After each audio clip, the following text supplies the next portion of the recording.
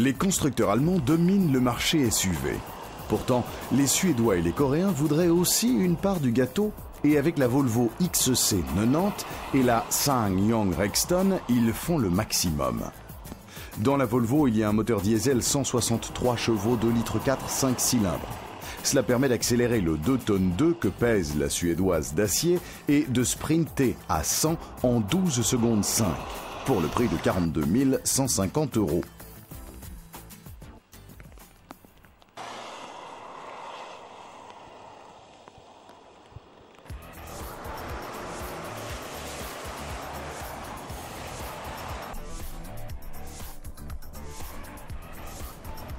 Les Coréens ont aussi opté pour 163 chevaux, mais n'arrivent qu'à la vitesse de pointe de 15 km/h moins élevée. Le moteur 2,7 litres provient du Mercedes 290D et arbore un système Common Rail pour 31 750 € seulement. La différence se trouve dans la possibilité d'arrêter la bête. Pour s'arrêter à la vitesse de 100 km/h, le SsangYong a besoin d'une demi-longueur de plus. La XC90 est mieux sur route sinueuse aussi. La Volvo se situe dans une autre classe en termes de confort et de conduite. L'intérieur stylé et la direction dynamique donnent à la Volvo une impression de fluidité. Le Rexton manque de finesse et de réactivité du moteur. La direction est lourde et le moteur est surmené.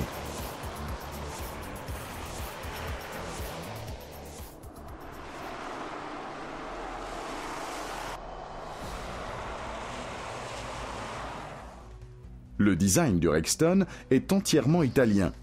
Les Coréens ont engagé l'équipe de Giorgio Giuliaro pour dessiner les 4,79 m du Rexton avec un profil de tout-terrain à l'européenne.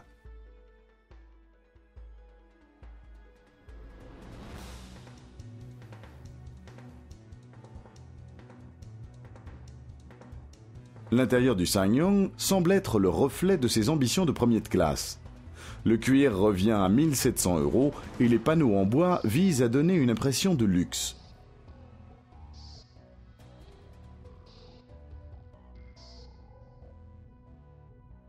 Le Rexton est bien équipé pour le shopping avec 935 litres d'espace à l'arrière ou 1524 litres si les sièges sont rabattus. Un beau résultat. Une troisième rangée de sièges demande un supplément de 670 €.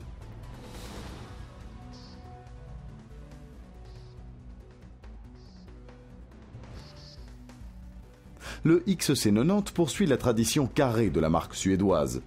Le large épaulement de 4,79 m complète la solidité de la construction.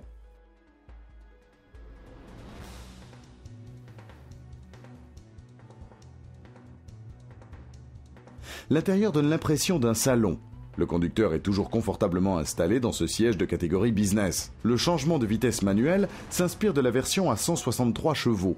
L'impressionnant système audio coûte 2 350 €, mais au moins les enfants peuvent écouter autre chose à l'arrière. Le sat-nav coûte aussi un bon 2 350 €.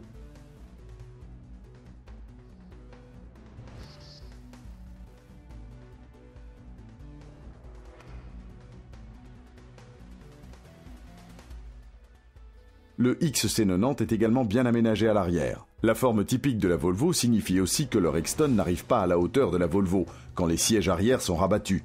La suédoise dispose d'un bel espace de 1837 litres. Une troisième rangée de sièges est disponible au prix de 1 200 €.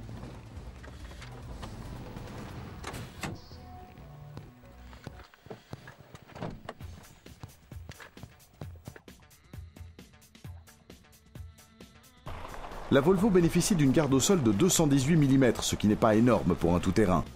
Mais elle est suffisamment bien équipée pour la majorité des usages.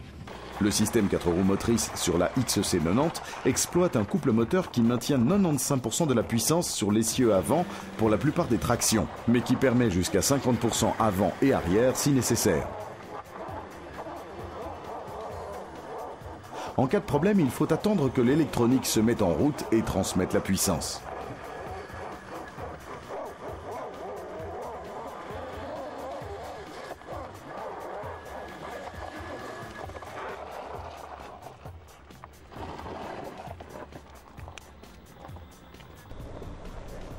Le soubassement du Rexton est 2 cm plus bas. Mais grâce à un essieu plus élevé, le Rexton passe le même test sans problème.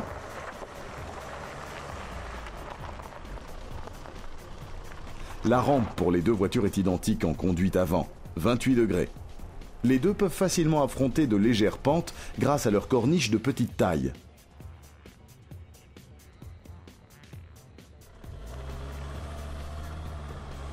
La Volvo n'arrive pas à négocier une pente de plus de 26 degrés car son système 4 roues motrices est trop simple.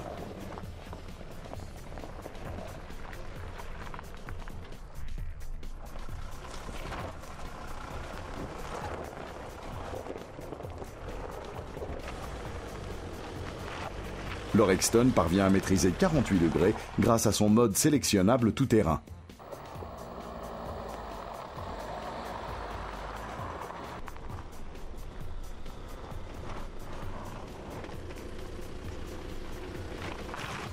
Les différences de construction se marquent sur terrain difficile. La XC90 paie son amour pour les deux roues motrices avec un parcours glissant.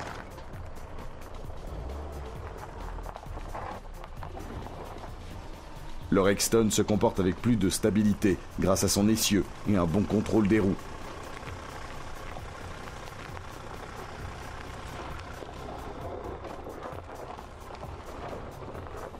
La Volvo est un léger tout-terrain. Son test, le plus important, sera la piste en forêt. La Volvo impressionne par son moteur, son confort et ses freins. Mais la Suédoise déçoit par ses faibles capacités en tout-terrain.